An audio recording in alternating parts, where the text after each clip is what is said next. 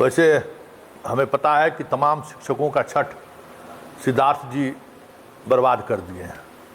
अपने तो पति पत्नी दोनों छठ का तस्वीर जारी कर रहे हैं, मीडिया वाले को अखबार में भी फ़ोटो छपा है, लेकिन बिहार के 5 लाख शिक्षकों का छठ तो वो बर्बाद कर ही दिए हैं।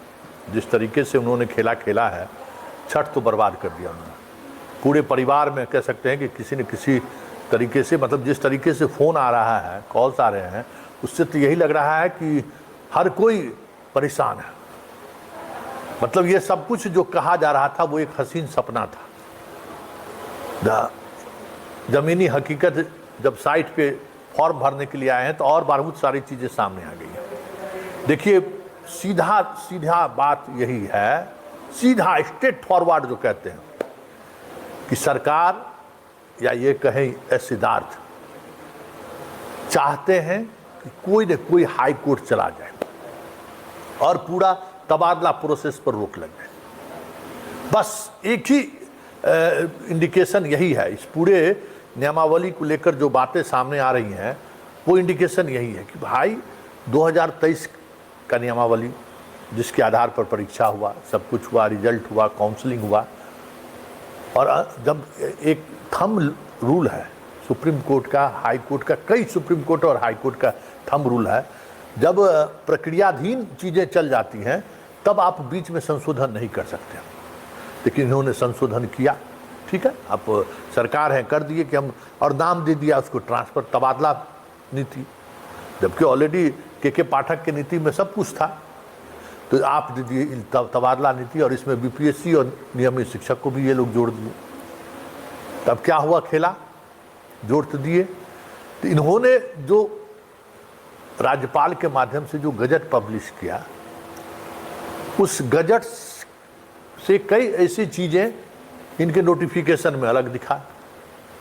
जैसे गजट में क्या था, आप अपने ये देख लीजिए, गौर से देख लीजिए, जो आपके स्क्रीन पर दिखा रहे हैं, उसमें सीधा लिखा हुआ है अपने अनुमंडल से बाहर और आपके जिला के पड़ोस में आपकी पोस्टिंग होगी। यही था नियम।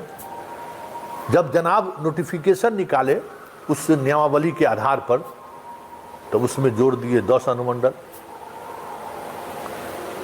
कहीं उनमें चर्चा है, 10 अनुमंडल जोड़ दिए, और अपने गृह अनुमंडल को छोड़कर आपने कहा कि आप कर सकते हैं। और अब जब फॉर्म निकाले हैं तो वहाँ आपने शर्त लगा रखी है कि भाई अपने गृह अनुमंडल में भी नहीं होगा, जहाँ पोस्टेड हैं वहाँ भी नहीं होगा, और आपके पत्नी ससुराल जहाँ है उस अनुमंडल में भी नहीं होगा। तो ठीक नियमावली की विपरीत चीज़ें चल रही हैं ना। ये राइट आपको नहीं है ना। आप राज्यपाल के माध्यम से जो गजट होकर, जो अधिसूचित होकर जो नियमावली सामने आया, उस नियमावली के इतर आप कोई फैसला ले ही नहीं सकते। और आप फैसला ले रहे हैं मतलब वो आप कानून को अपने हाथ में ले रहे हैं, मतलब कानून से अपने आप को ऊपर समझ रहे हैं। भले ही आप इस अधिसूचना को लेकर जो प्रोसेस है, आपने कैबिनेट तक ये बातें नहीं ले गए, मुख्यमंत्री से सहमति लेकर आपने राज्यपाल के माध्यम से आपने गजट कर दिया, ठीक है, वो प्रक्रिया कितना सही है कितना गलत है ये अलग बात है। लेकिन जब गजट हो गया, उस गजट के आधार पर आपने जो नोटिफिकेशन जारी किया, उसमें भी अलग बात आई सामने। नोटिफिकेशन के बाद आपने जो पोर्टल पर जो बातें रखी हैं, जिसमें शिक्षकों को अप्लाई करना है ट्रांसफ़र को लेकर, वहाँ तीसरी बात आ गई। तो ये जो कंट्राडिक्शन है ना, मतलब जो आपने गजट के माध्यम से जो आपने नियमावली बनाई, वो फिर नोटिफिकेशन में उससे कुछ अलग, फिर अपॉइंटमेंट मतलब नियुक्ति प्रक्रिया में कुछ और। तो ये सारा कुछ यही संकेत दे रहा है कि सिद्धार्थ चाहते हैं कि कोई न कोई इस मामले को लेकर हाई कोर्ट चला जाए, और हाई कोर्ट चला जाए मामला स्टे लग जाएगा। लेकिन उसके पीछे भी एक राज है, ज़रा उस राज को आप समझ लीजिए। राज ये है कि जो इनका टारगेट ऑडियंस है, इसको इस तरीके से समझिए, टारगेट ऑडियंस मतलब टारगेट जिस शिक्षक को पटना लाना है वो है बीपीएससी के ऐसे शिक्षक जो हम बार बार कहते हैं ना, महिला जो मंत्री का पीएस टीएस इधर उधर बहुत सारे लोग हैं जिनको पटना में लाने की जो कोशिश हो रही है, क्योंकि बीपीएससी कहेगा भाई सक्षमता वाले गए हैं हाईकोर्ट, बीपीएससी वाले तो गए नहीं हैं, और बीपीएससी वाले को नियम से एतराज होगा तब ना वो जाएंगे भी।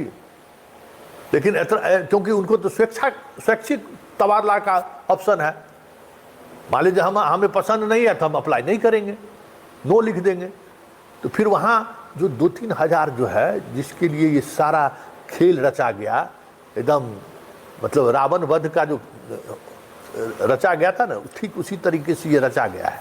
खेल जो रचा गया उसको हम जो मेरा टारगेट ऑडियंस जो है उसको हम जो अपने पास लाए, बस उसको चुपचाप कर देना है। हाई कोर्ट सुप्रीम कोर्ट अपना चलता रहे, इन शिक्षकों को विशेष शिक्षक नहीं बनाना है, अपना लड़ते रहे। नीतीश बाबू पूछेंगे तो कह देंगे कि ये लोग कोर्ट चला गया। आप देखिए अनुमंडल से बाहर हम पोस्टिंग कर रहे हैं तो उसके लिए भी तैयार नहीं है।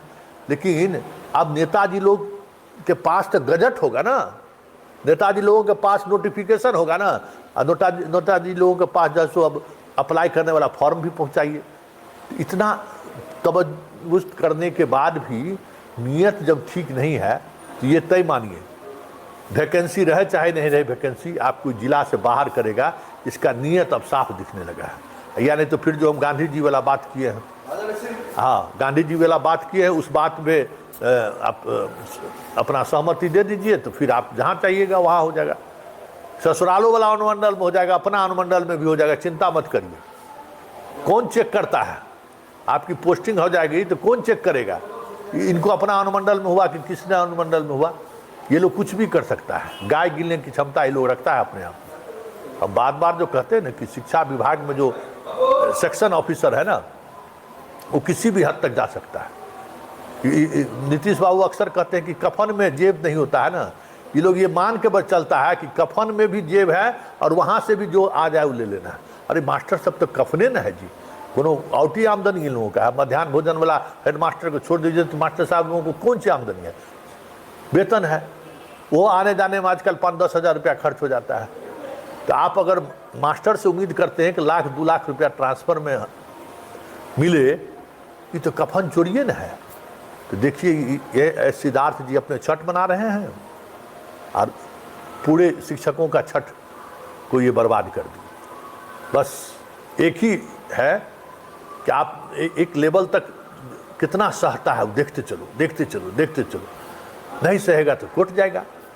लेकिन एक प्रोसेस हम आपको बता दें, कई विधि विशेषज्ञों से मैंने बात की है इस संदर्भ में। आप लोग पहले नियमावली और नोटिफिकेशन और फिर फॉर्म भरने को लेकर जो बदलाव किया गया है उससे संबंधित एक सीधे तौर पर एसीएस को पत्र लिखिए कि आपने नियमावली के विपरीत नोटिफिकेशन दिया है और नोटिफिकेशन के विपरीत आप फॉर्म भरा रहे हैं, इसलिए इस प्रक्रिया में बदलाव करिए, नहीं तो हम माननीय न्यायालय के शरण में जाएंगे।